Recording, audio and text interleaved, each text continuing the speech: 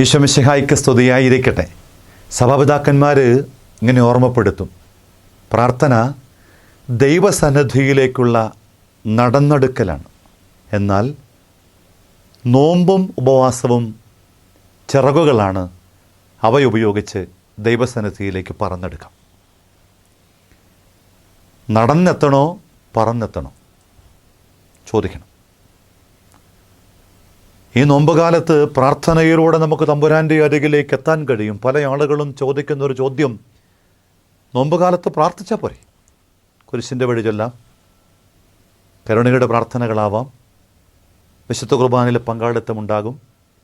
എല്ലാം നല്ലതാണ്, ഉപകാരപ്രദമാണ്, അനുകൂലമാണ്, അനുഗ്രഹീതമാണ്. ഇതൊന്ന് ഓർത്താൽ മതി. പ്രാർത്ഥന വഴിയായി ദൈവസന്നിധിയിലേക്ക് നമ്മളിങ്ങനെ പതിയെ പതിയെ നടന്ന് അടുക്കുന്ന കാലം.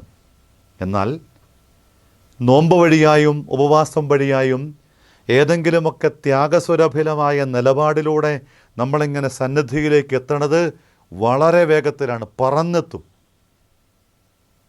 ചില ആളുകളൊക്കെ കൗൺസിലിങ്ങിന് വേണ്ടിയും കാണാനായിട്ടും പ്രാർത്ഥന ചോദിച്ചും കടന്നു വരുമ്പം പെട്ടെന്ന് തമ്പുരാൻ ആവർത്തിച്ച് പറയുന്നൊരു കാര്യം, ഈ കഴിഞ്ഞ നാളിൽ സ്ഥലം വിൽക്കാനായിട്ട് ആഗ്രഹമുണ്ട് എന്ന് പറഞ്ഞ സഹോദരനോട് ഇങ്ങനെ തമ്പുരാൻ പറയാൻ പറഞ്ഞു, സഹോദര, സ്ഥലം വിൽക്കാനായിട്ട് ഇടയാകുന്ന പക്ഷം ഒരു 2 സെൻറ്റ് സ്ഥലം പോലും ഇല്ലാത്തവന്, ഒരു വീട് വയ്ക്കാനായിട്ട് ഒരു ചെറിയ ഇടം പോലും ഇല്ലാത്തവന് കൃത്യമായിട്ട് ഒരു നിയതമായ സംഖ്യ കൊടുക്കുമെന്ന നിലപാടെടുത്തുകൊണ്ട് ദൈവത്തിന് മുമ്പിൽ ഒന്ന് പ്രാർത്ഥിക്കാമോ?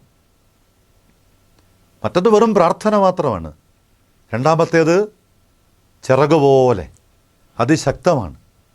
അതുകൊണ്ടാണ് യെശയ്യാ പ്രവാചകൻ്റെ പുസ്തകത്തിൽ ഉപവാസത്തോട് ബന്ധപ്പെടുത്തി പറയുമ്പോൾ കൃത്യതയോട് കൂടിയിട്ട് ഇങ്ങനെ ജീവിതത്തോട്, ശരീരത്തോട്, എൻ്റെ നിഷ്ഠകളോട്, എൻ്റെ നിലപാടിനോട് കൃത്യമായിട്ട് അകലം പാലിക്കാത്ത, മേത്തു തൊടാത്ത, പരിക്കുപറ്റാത്ത, മുറിവേൽക്കാത്ത, മുറിവേറ്റതിനെ വെച്ച് കെട്ടാത്ത, തളർന്നവനെ താങ്ങാത്ത, ഒറ്റയാക്കപ്പെട്ടവനെ ഒറ്റയ്ക്ക് വിടുന്ന അത്തരം നിലപാടിൽ നിന്ന് മാറിയിട്ട് ഒപ്പം നിൽക്കുന്ന, ഓടുന്നവൻ്റെ കൂടെ വീഴുന്നവനെ താങ്ങുന്ന, ഓടുന്നവൻ്റെ കൂടെ ഒപ്പം നിൽക്കുന്ന അത്തരം ഒരു നിലപാടിലേക്ക് നോമ്പെത്തുമ്പോഴാണ് ഈ നോമ്പുകാലം അനുഗ്രഹത്തിൻ്റെ നാളായി മാറുക.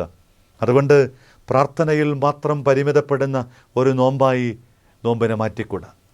അതിൽ നോമ്പുകാലത്തിൻ്റെ പുണ്യമായിട്ടുള്ള ഉപവാസവും പരിത്യാഗ പ്രവൃത്തികളും, തെല്ലൊന്ന് ശരീരത്തോടും ഇച്ഛകളോടും, എൻ്റെ വിശപ്പിനോടും, എൻ്റെ ഉള്ളിലെ താല്പര്യങ്ങളോടും, എന്തിനോടും ഏതിനോടും അല്പം ത്യാഗത്തോടു കൂടിയിട്ടൊന്ന് നോ പറയാൻ കഴിഞ്ഞാൽ, വേണമെങ്കിൽ ഒരു സോഷ്യൽ മീഡിയ മേഖലയോട് പോലും, ഉപയോഗിക്കുന്ന ഫേസ്ബുക്കിനോടും വാട്സപ്പിനോട് പോലും, യൂട്യൂബിൻ്റെ ഇടങ്ങളോട് പോലും, നിങ്ങളിത് കാണുന്നത് ആ ഇടങ്ങളിലാണ് എങ്കിലും ചിലപ്പോഴൊക്കെ ചില നിലപാടുകളിൽ നാം ഇങ്ങനെ നിഷ്ഠ പാലിക്കുമ്പം അത് പുണ്യമാണ്, അത് അനുഗ്രഹമാണ്.